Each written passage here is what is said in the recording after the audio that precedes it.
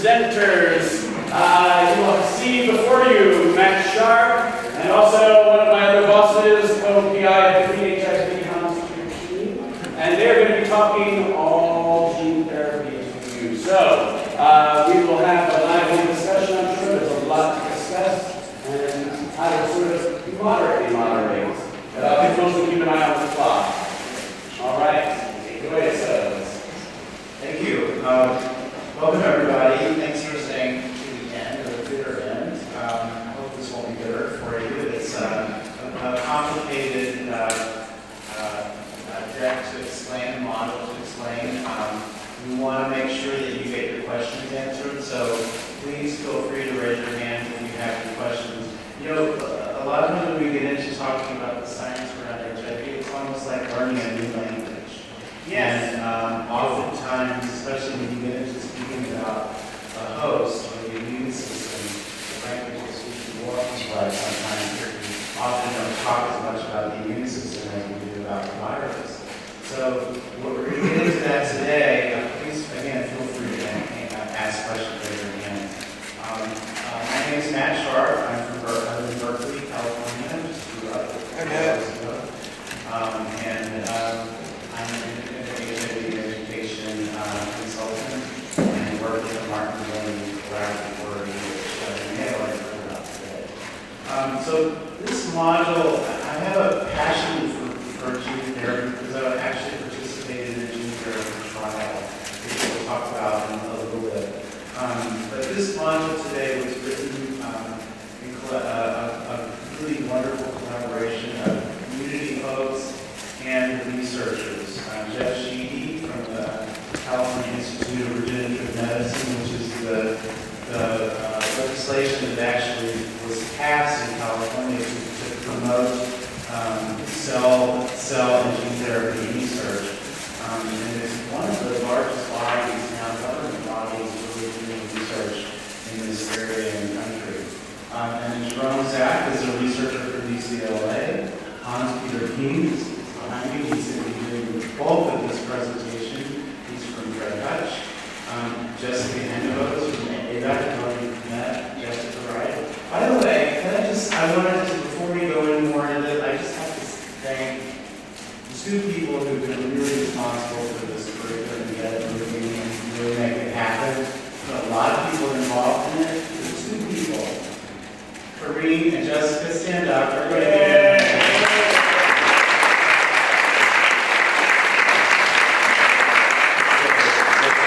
They tied our hands and cracked the whip. Okay, so first slide. So what we're going to try to do now is learn about how therapies that insert genes and use cells is on a really transforming a lot of medicine today, not just in HIV, but really learning about how to actually get to the point of curing disease. We're going to learn about how cell and gene therapies fit into these cure efforts. We're going to learn some of the targets and techniques and cell types. We won't try to go too much of that. I'll let you Hans-Peter. And then there's associated risks with these trials, as you can imagine. We're going in and trying to manipulate our own DNA in certain cases. So we'll talk about that. I'm not going to talk about Timothy because we've already talked about him ad nauseum. Not that he's not makes you nauseous, but a lot of the gene therapy protocols and studies going on today are really based on trying to mimic what happened in Timothy's case, especially trying to make HIV resistant. And so that's what it is. And I think I'm going to turn it over to Okay, welcome everyone. My name is Hans-Peter. I'm at Fred Hutch, and I'm a physician scientist there in one of the PIs called the HIV Laboratory. So we spend a lot of time thinking about cell and gene therapy for curing HIV. So what is cell and gene therapy? It's a branch of the what's called regenerative medicine in the virtue field that involves the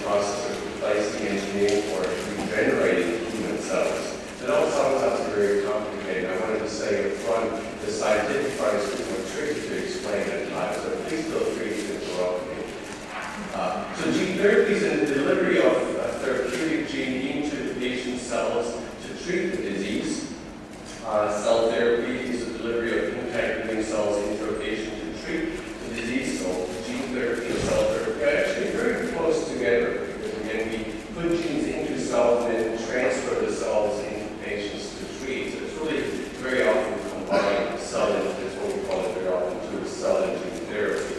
And then cell and gene therapy approaches that we seek to insert genes to patient cells to control and kill HIV.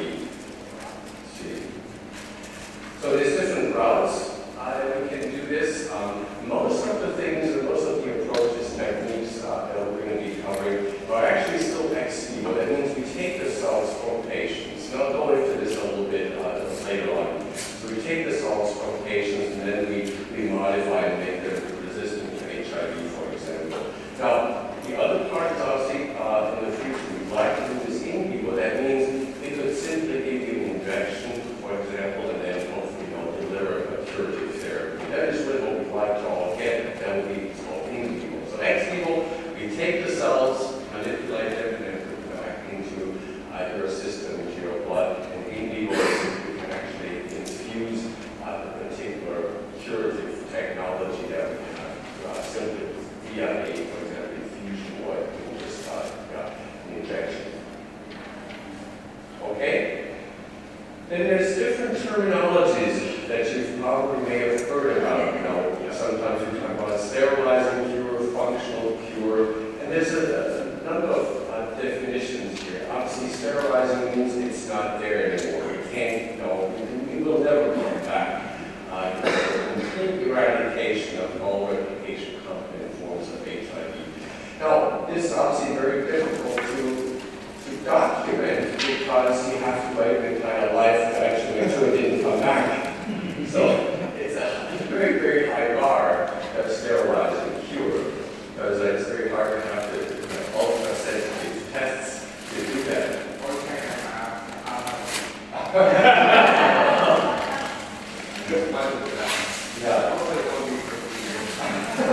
For many years, yeah. So functional cures obviously cannot detect, it doesn't come back, it may still be there. So lifelong control of the virus, which happens with antiretroviral therapy, it might be at a very, very low level, but it doesn't really increase over time. And initially, I think we're all trying to sterilize and cure. We didn't realize how difficult this term really is, and to really document that. And I think now we're talking about functional cure again. So these are the two sort of definitions you see here. Okay, so this gives you a little idea of gene therapy in blood cells. After this animation here today, which went a bit too fast. I don't know what happened here. But the idea was, this should not move by itself. And so I'll just let this stay here and let this go through. And I'll come back again. So now I can talk about it. You saw the idea. So we talk about very often different types of cells. And this just gives you an idea of the types of cells we have in our body. And probably want to paint with point up there. Oh, wonderful. Sorry for just go up there. So this up here you can see, this is so the very, very early stem cell we call it. That's in your bone marrow. That's the blood cell that makes all these other blood cells.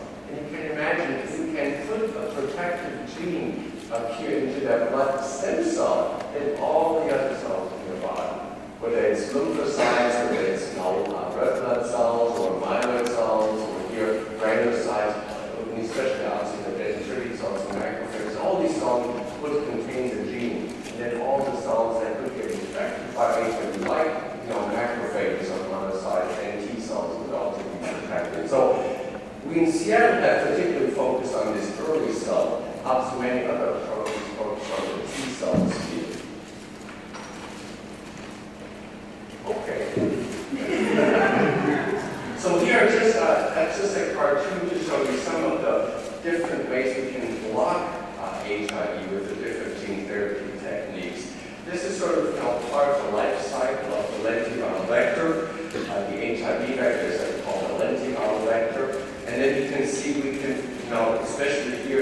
block the entry different ways, like a fusion inhibitor. There's different drugs out there.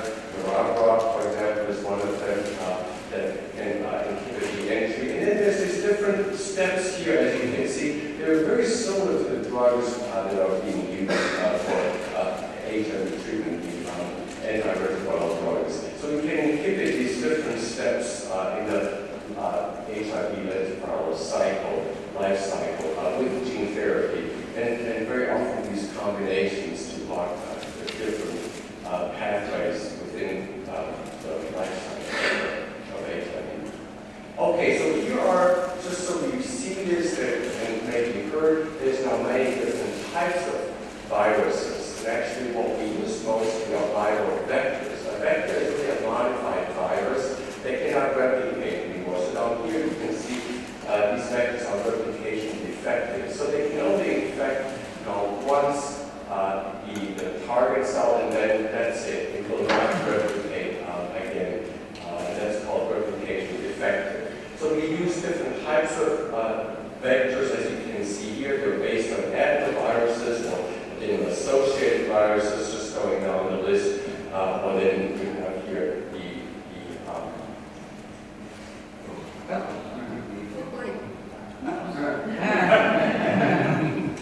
retrovirus. I was just trying to make sure you're still the retroviruses, and then the lentivirus. Again, just different ways of delivering the protective genes to the cells or to your body. Okay, now this is sort of a little cartoon that tells you the entire process of what is meant by ex vivo gene therapy. Okay, so this is the patient. Here we can take now the cells. Most of the time we do leukapheresis, and many of you may have heard about it.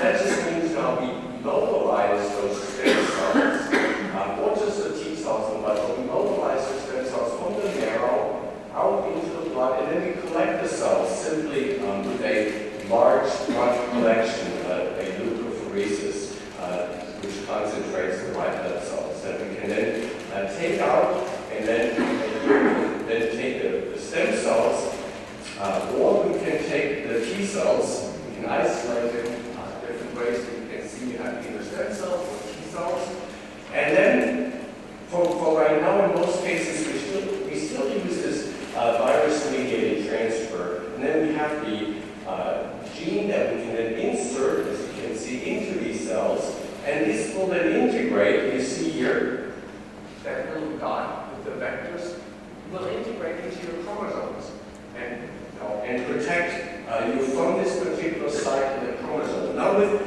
viruses, what happens is when we use retroviral vectors or lentiviral vectors, this little spot here.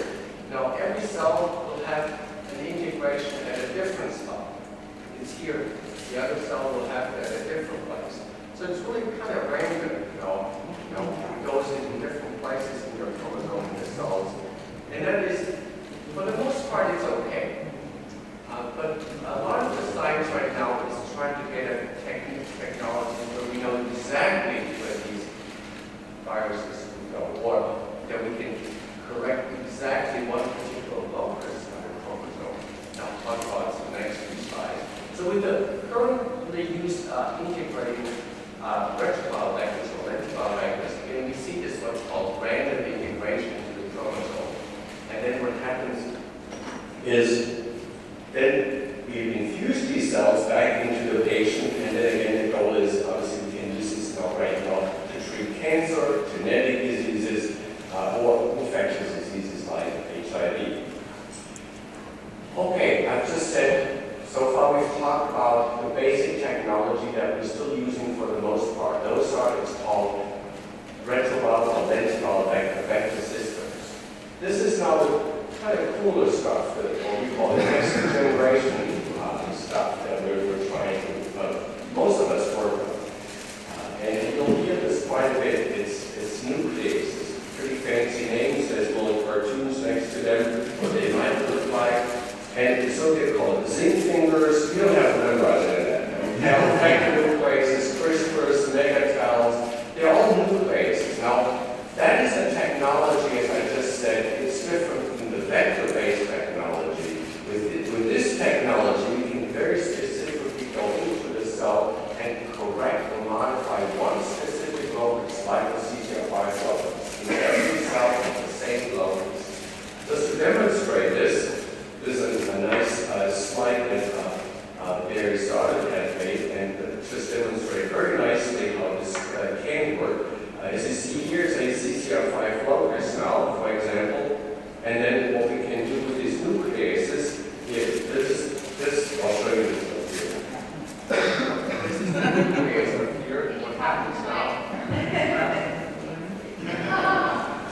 What happens now with this nuclease is the nuclease here, again, this could be a zinc finger or a talon or a CRISPR.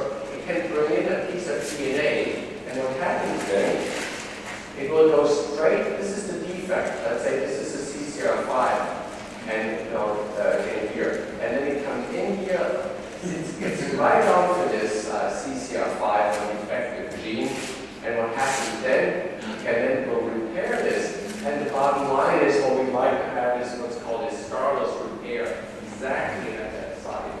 So that would be a repair or a knocking out of the CCR5 in all the cells exactly at where the copy sits. So that's obviously what we want. That's called the next generation.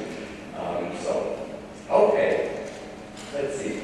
Now, there's different ways and different things. I've seen a similar slide now before, the cells, but this is kind of summarizes again. You want to take a few blood stem cells here, then we can modify them with different ways here. The vector mediated the nucleases, and what we also like to do eventually is if we just take a few cells, and a lot of research goes into that. Now just imagine if we can take a few cells and we can just make one maybe a little marrow aspiration, a little bit of marrow, and then modify these cells, knock out the CCR5 receptor, and then we can expand the cells to large numbers here. And then this would greatly facilitate the engraftment of these cells in patients, and then obviously they could be in vivo then with all these other blood cells. So this is kind of what we like to get at. And then we don't want to have a lot of conditioning. We don't want to have a lot of too I'm curious, how exactly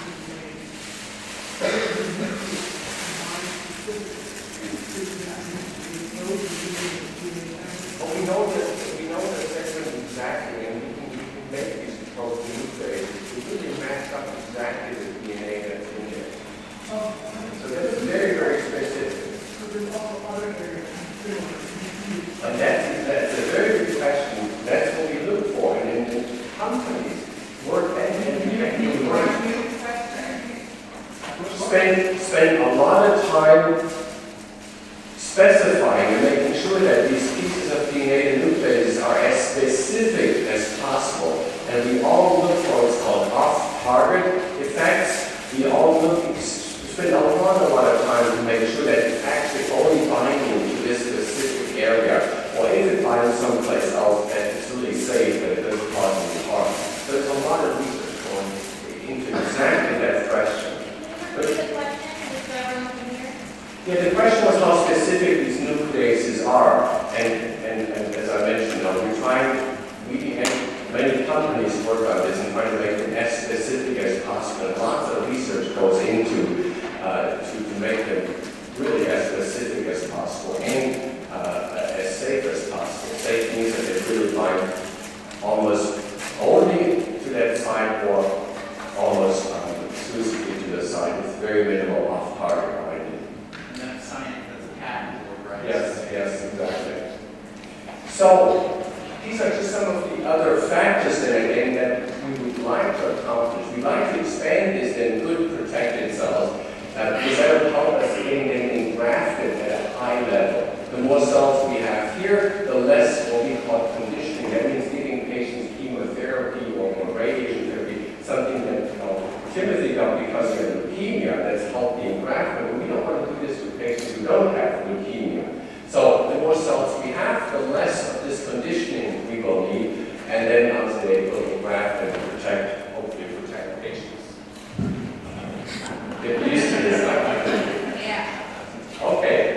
So currently, is that your slide?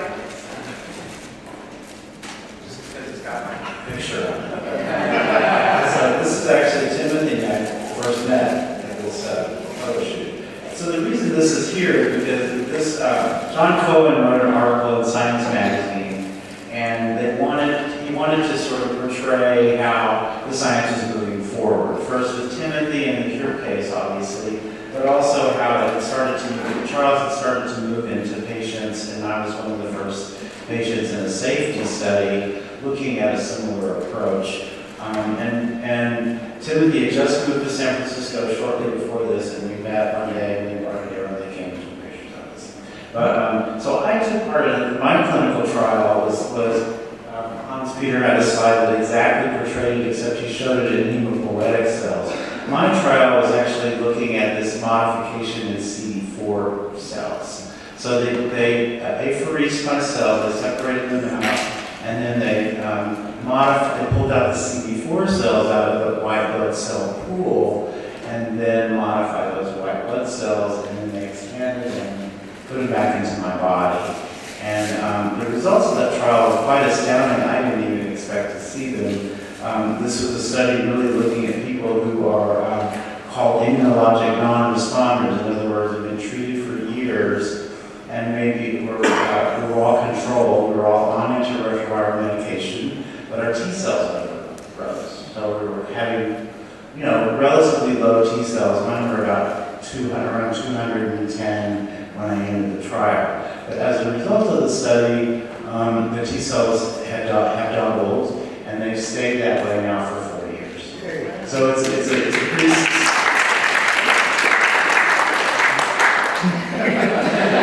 it's a great story, and it's actually moved the field forward, and you'll hear more about this company's approach, Sangamo, which is in the next neighborhood over from me in East Bay. And you'll probably be hearing some more here at this conference, but stay tuned.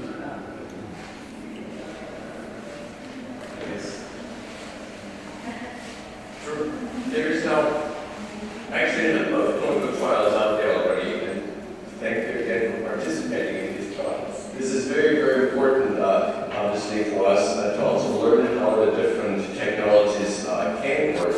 And I'm not going to go through all the different trials here, but we in fact also work with a couple of companies, and in many cases, as you know, this is driven by companies because it is quite expensive to conduct these trials. So we will also have very shortly a trial, in fact, I'm telling you, here in Seattle, and they are part of 2 different trials that we will launch here in Seattle for patients with, this is right now for patients with AIDS lymphoma.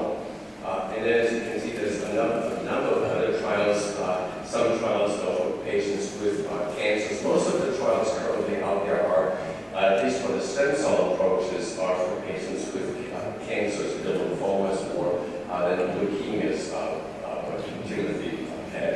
And then you can see that. Yes, because, so Matt just asked me, I should say, why we target patients with cancer, because right now to get, this is what I mentioned earlier, to get good engraftment of these cells, we have to do some chemotherapy or radiation therapy. And before we do this too much in patients without any cancer, we like to first see whether this can work in patients with cancer. And that's why most of these studies, whether it's autologous means your own cells, or allogeneic will use somebody else's cells. So in both cases, we do need to use some chemoradiation therapy for that conditioning so the cells can engraft better in the patient. And then you can see below down here, Sangamo has 2 trials. Those are T cell trials at this point, where they take the T cells out from the leukocytes from the blood and modify them and infuse them. And Sangamo, one of the Sangamo trials that was run in collaboration with independent Carl June, and actually was just published in the New England Journal. They had some very nice success, at least in some patients there. So there's some very encouraging early clinical data now out there as well. They also, in a subsequent study, you see down here, you see that word cyclophosphamide, even for T cells, they have recognized that they need some conditioning, again, that chemotherapy, even for T cells to engraft better. So for many of these approaches, whether it's stem cells or T cells, we still need a little bit of chemotherapy to get these T cells or stem cells to engraft better. Okay? Many trials recruit patients pretty much cover that. With lymphoma leukemia, because they need because we need some conditioning, and to talk about that. Hematopoietic stem cell, that's HSC. These trials are autologous when it's lymphoma,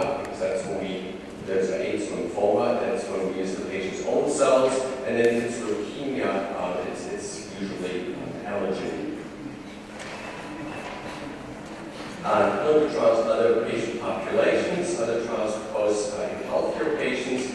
Again, those are currently immunologic non-responders. I think Matt had alluded to that, or patients that quit taking part.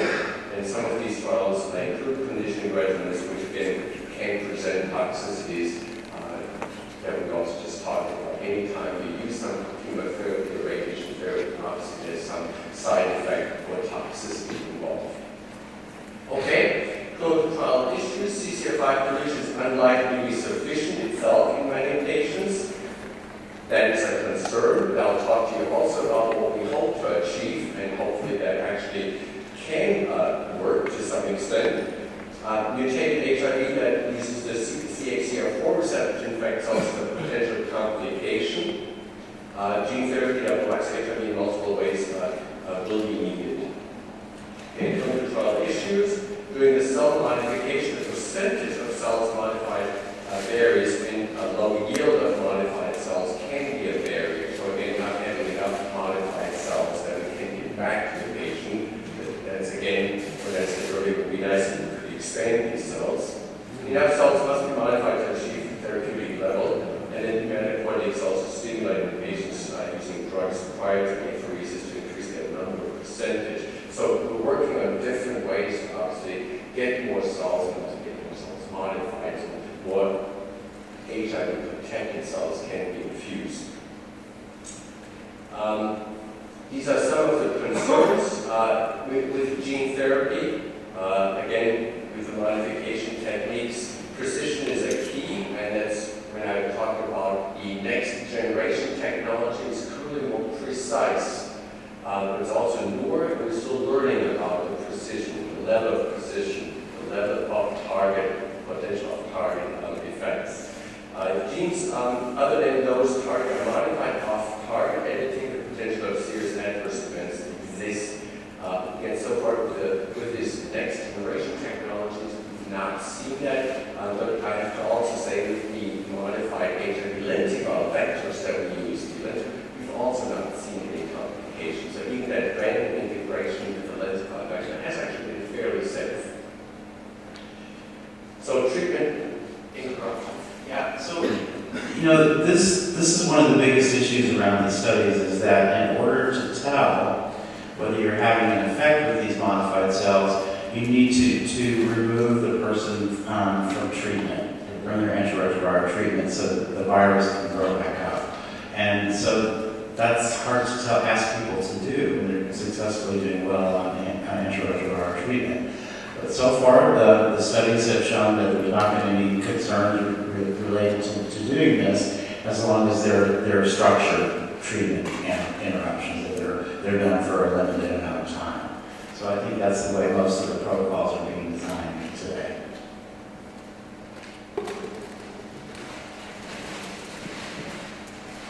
Okay, now I think we go back to again to some of the basic science approaches for these technology and engineering solutions. You see now this slide again, so I won't spend much time, but these are just the different areas we work on.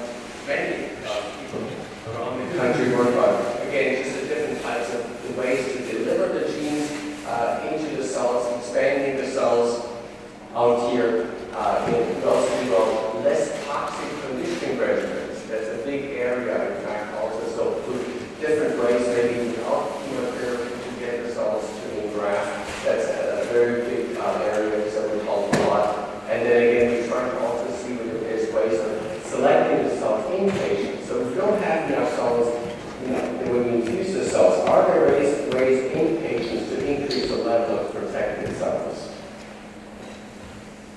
Okay, so we've worked here actually quite a bit on exactly that concept. As you can see, for example, if there's only this level of engraftment, and then we give a treatment and it increases, and eventually increases back up to what we call therapeutic level. So we've worked quite hard on this approach, and so this is one way of, again, hopefully overcoming low-level engraftment of these protected cells or gene-modified cells. So there are ways now to do that and to see what the therapeutic threshold is. But we don't know what the therapeutic threshold is for HIV protection in patients. Now, this is actually a very interesting busy slide, but I want to make one point here, that's why I'm actually fairly optimistic. So I should probably go back here. So I'm just going to read the title here. As you can see, stem cell modification results in the development of infection-resistant immune cells, populations, and enhanced immune responses. And that is a very, very important part. So by protecting, some resistance cells, we actually have shown that it can boost overall the immune system. So what we think now, so you don't need all the cells to be protected, but having some cells protected, these cells will then facilitate the other immune response in your body to actually attack the virus. Well, so we don't know, do we need 10%, do we need 20% of protected cells? But we actually said in the other trial have seen that if there's a certain number of protected cells, we don't know that threshold yet, but that can boost the immune system of the patient, so the other cells that are there, and facilitate anti-HIV response. So I don't think we will need 100% of protected cells in the end, because it all boils down to boosting and mobilizing your own immune system again, and being able to do that to fight the virus.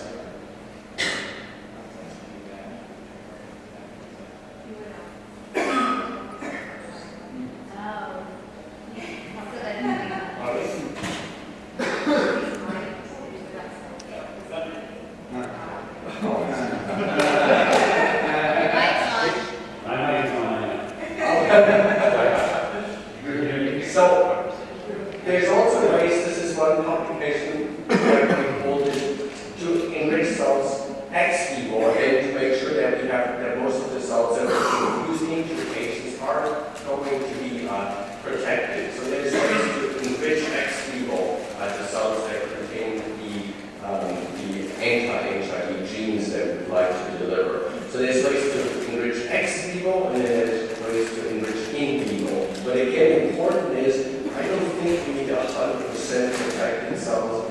We just don't know the level yet, but it could be anywhere from maybe 10 to 50%, and then just to boost the rest of the immune system, to activate your own immune system again to fight HIV within your body.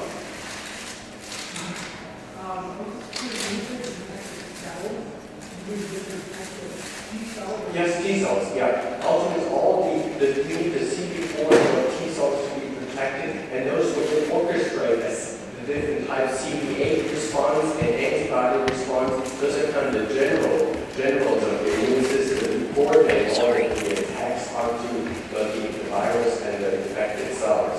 And that's a critical thing. I just don't know how many of these CD4 cells need to be protected.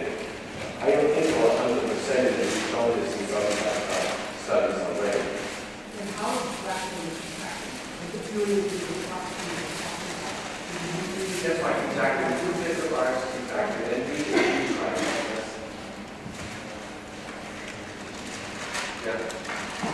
Okay, now, this is what we do a lot here. Now, this slide we put in because there's other ways of trying to cure HIV. Obviously, we here with the Defeat HIV collaboratory, we really focus on cell and gene therapy. There's others, collaboratories that focus more on what's called a shot and kill or kick and kill approach. And what that means is really that we try to activate the latent virus that sits in your cells and then kill it with drugs, different drugs. So activate the virus and kill it. Activate, kill it. That's also a very common approach right now that people are trying to pursue and see hopefully whether this can work again by bringing out that latent virus. It's called latent virus that hides out in your body and then kill it with particular drugs. So that's one particular approach that is being done by the CARE collaboratory, and then there's another collaboratory the DARE that focuses more, the immune system, obviously, but also the inflammatory environment plays a big role how much the infection can take place, and we'll see the reservoir. So the DARE collaboratory is another collaboratory that are very interested in figuring out how inflammation is involved in HIV latency and how this can be overcome. Okay, now there's a few different ways of RNA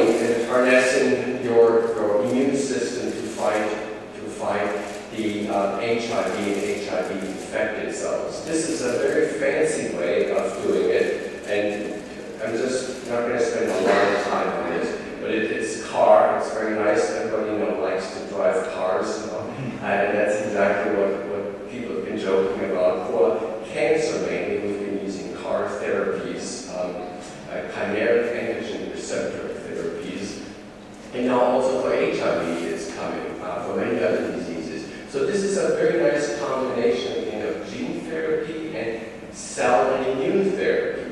Because what we're doing is we're now putting genes into T cells to get these T cells to recognize specific cells in your body. And that's called the chimeric antigen receptors. So in a T cell, this is an antibody here that will specifically recognize a particular cell type in your body. And then this is expressed on a T cell, so that T cell can then in fact recognize and kill a particular type of cell in your body. Those are just called the CAR cells. And this is very nice because we take your own T cells and then modify those T cells ex vivo with this CAR chimeric antigen receptor, then reinfuse these cells into your body. And for cancer, for example, which is very successful, then these cells can recognize your cancer in your body. And for HIV, what we like to see and do, a number of investigators, especially Dr. Larry Zach, what we're trying to do is note that these cells can also recognize HIV and HIV-infected cells. Because when the cell is infected with HIV, it changes to cell surface, so the T cell can recognize that infected cell. So this is what we're trying to do with CAR cell therapy, CAR T cell therapy. So again, a combination of gene therapy and cell therapy.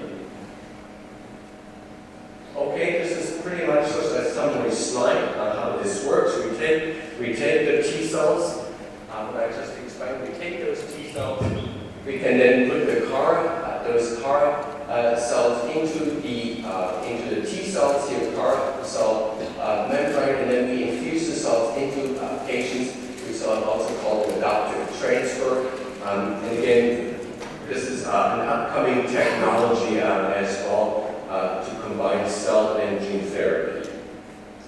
Now, I've already mentioned that earlier.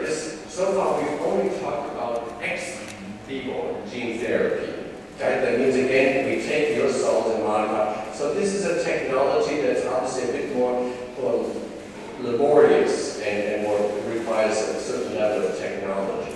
Ultimately, I think we all would like to get to an approach where we can take the nuclease and simply deliver it in vivo.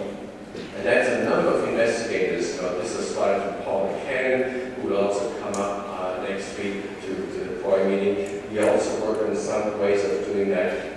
Is ideally we would want to simply be able to inject the anti-HIV genes into your body, so they could then find their way to the T cells or stem cells and protect them directly. So I really think this will have to be the future, that we can do this directly, just like a vaccine approach. And I should also say here, because there was another very nice just paper coming out by Michael Farzan showing that a combination of gene therapy and vaccine really can be also very, very helpful and may be a way of curing patients in the future. So I do think a potential combination of gene therapy and vaccine therapy can be a next step as well, and we work on some of these approaches here as well. Now, this is a bit more esoteric and sounds like science fiction, but I think we wanted to cover that as well, because it is like science fiction. And many researchers work on that as well. And in fact, it can be done. I always say this is actually, it can be done, but the question is, and will always be for now, whether it can be done safely. That is going to be a very, very big question. So what this is here, a new avenue is, and again, this is not just science fiction anymore, so we can do that. In fact, we can take a skin cell, skin fibroblast, a skin cell, we can reprogram it. So, your skin biopsy, reprogram it. That means we put a few genes into these fibroblast skin cells, bring it all the way back to a very, very early blood stem cell or T cell, and that can be done. And then infuse it. So then if we could do that, we could also make lots of blood stem cells or T cells and then modify them and infuse them. And again, we can do that, but the big question we will not know for, I think, for several years, can this ever be done safely? Because anytime you do that kind of process, something can go wrong. So I do caution, we can do it, but we don't know. We'll take a while until we know whether they can be safely. Okay? So, Eddie, do we want to take questions now? We love your questions. And then we'll so, Matt, can you repeat in the mic, please? I'm sorry? Okay, sure. Go ahead. Oh, so one of my questions is, I know that bone marrow transplant is very, very dangerous. One of the reasons why it's not efficient therapy is that there's small chances which can kill you. Which you can actually survive. So my question is, there's been cases of using olfactory receptors that regenerate, that regenerate people where they only stem cells that people use. So the smell, they use it for spine regeneration. So, and they use like one side of the nose, and they use that as a way to regenerate the spinal cord, so versus this is thoracic. So my question is, are we able to do that kind of, using that kind of stem cell instead of the actual bone marrow, which is much more dangerous? I think the question was with different types of stem cells, like, neuronal stem cells, and reprogram them into like blood stem cells. Now then again, that gets into, ultimately for any type of blood transplant, stem cell transplant, we need blood stem cells or blood cells. And to get blood cells, we have to do some sort of reprogramming, just now mentioned. And any time we do a reprogramming process, there's also a risk, there's also danger involved. It's just outside of the body, but there's still also danger involved and risk. That's why I don't think that would be any less risky or less sort of toxic than like bone marrow transplant. Any reprogramming right now is a bit tricky. Next question, Jeff. So for people who are long-term infected and have infected applications in their brain when the center is that, is this going to help them, or will they still have lingering side effects from chronic HIV infection? So is what going to help them? The gene therapy work that we're talking about here. So if They you be able to target macrophages and other. So if we do a stem cell approach, we know that these stem cells will over time also migrate to the brain. We know that from transplantations for patients with storage diseases. We know very, very well that these cells can migrate into the brain and actually fix brain, diseases or brain diseases that affect storage diseases. They can affect the brain because they deliver then the enzymes into the brain. There's a form of gene therapy that has been done to treat patients like this, and the Italians have done that by modifying the blood stem cells that will then migrate into the brain and deliver enzymes. So, yes, it can be done with stem cells, and then what we also like to do is we can also then deliver in the brain anti-HIV molecules. Get past that stem cell barrier first. So, okay. Is there any clinical trials that have been done or are being done on the card for the HIV? Not for HIV, but many, many trials for cancer, not for HIV. With that concern? Oh. Probably, hopefully within a year for T cells. More questions? Way up. Speak up. This is kind of a follow-up on her question. Is it possible, and if so, how would one go about being a volunteer benefit for these trials? Right. How do you go about being a volunteer in any of these clinical trials? Or maybe the card one. You have to go to Southern California probably Oh, first. really? I mean, right now. Yeah. So there's sites that you can look up information about any clinical trial. The one that's most useful, I feel, is clinicaltrials.gov. And you just go in there and you type in what kind of trial you're looking for, and you can really specify exactly what you're looking for. And then you look to see if it's in your area. And then there may be a situation where they might be able to fly you to that site if you're not in that area. But you have to qualify, you know, there's a lot of qualifications, you gotta, you know, go through the entry criteria and see if you qualify and so forth. But just check that site, clinicaltrials.gov. Okay, so as you can see through this discussion, the cell therapy and gene therapy is moving forward very rapidly. It's offering potential for cures and therapies in many diseases already, but we're looking forward to HIV. Many trials are planned and underway. Functional cure may result, but clinical benefits such as increased T cells for immunological non-responders, people who don't get their T cells, would also help some patients greatly now. And then the cell and gene therapy could provide the kick and kill strategy. It doesn't have to lead to a cure by itself. Sure.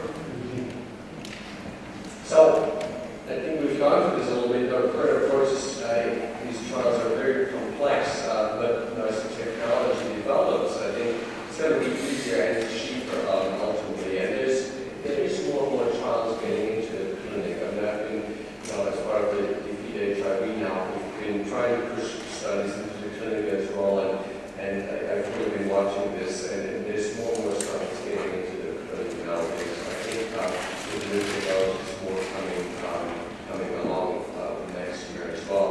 So risks such as off-target effects and need for treatment interruptions are high.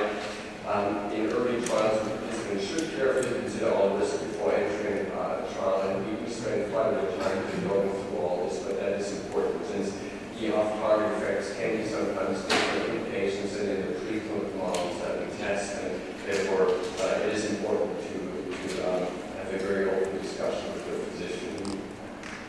I think these are the acknowledgements at the end.